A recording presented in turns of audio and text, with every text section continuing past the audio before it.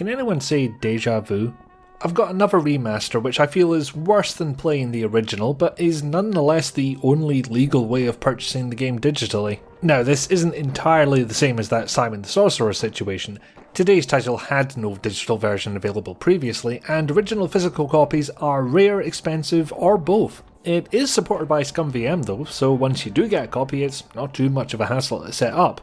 Hell, if you're that much of a purist, it'll run in DOSBox. Regardless, if you want to experience Fenimore Fillmore's debut adventure, this is the easiest legal way to do it.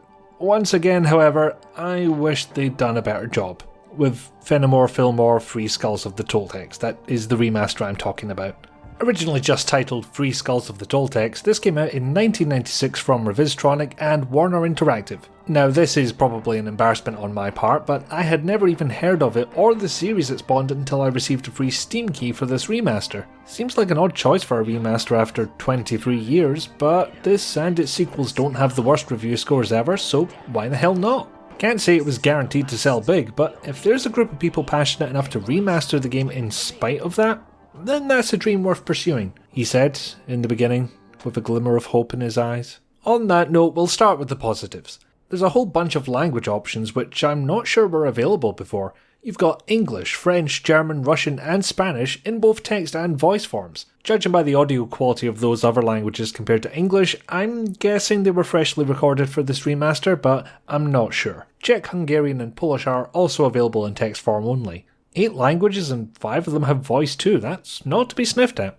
Well done. You can switch between the original graphics and the enhanced ones, although if there's a keyboard shortcut for that I didn't find it, so you'll be digging through a menu to enable them smooth lines. The enhanced graphics are clearly relying on a filter, but they're better than I thought would be possible with such a method, so props for that. There's no risk of Simon's eldritch gob coming back to haunt us. Although it becomes pretty obvious during the now unskippable 5-minute intro cutscene. Not that some of the original art isn't cringeworthy, but that's part of the original game and thus not what we're here to talk about. We're here to talk about the remaster job. And I hate to end the list of positives on another backhanded compliment, but it does fulfill one of the main points behind a remake or remaster. Not having to go through the faff of setting up DOSBox or ScumVM yourself. In other words, they shipped something that runs. I told you it was backhanded. Just as well they did, given the fat sacks of money you'll need for a physical copy, especially the Windows version, that's ludicrously expensive. Now, I'm happy to see an old game in the spotlight, but it's almost a shame, now that someone seemingly has the rights to sell the game digitally,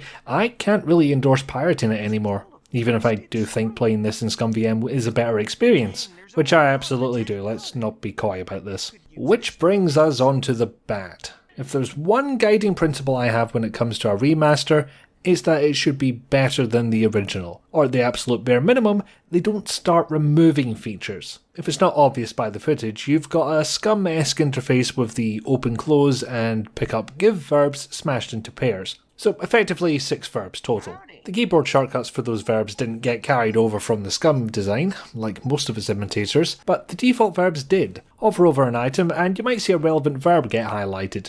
Talk for a person, open close for a door, and such like. In the original, right-clicking would use that verb on the thing. In the remaster, not so much.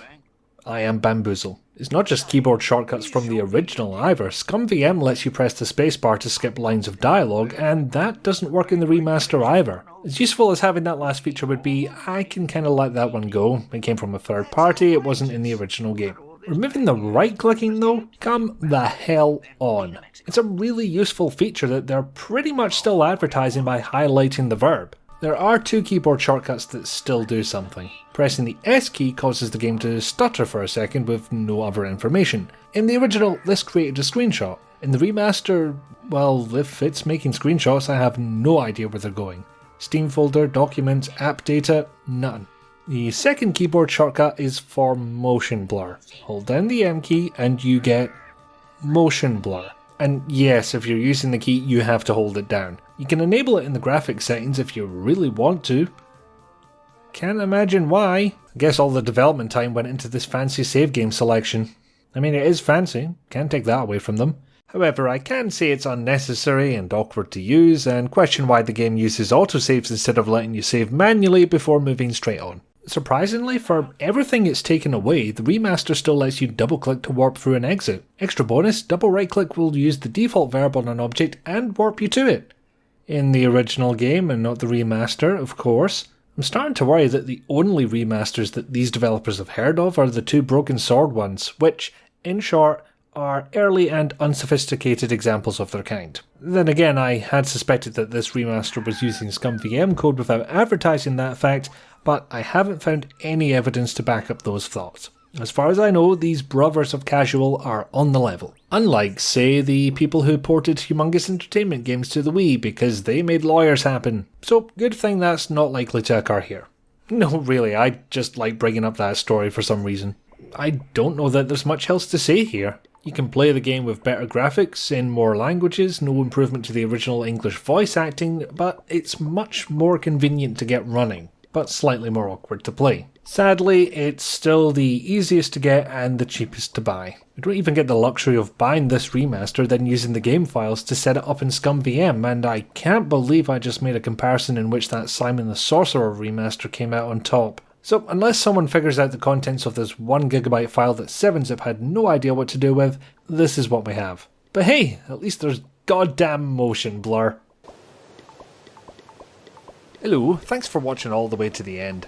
If you feel inclined to leave a comment, a like, a dislike, whatever you fancy, please do. Or if you really like what I'm doing and want to support the channel like these fine folks on screen here, I do have a Patreon. Thanks again, and cheerio.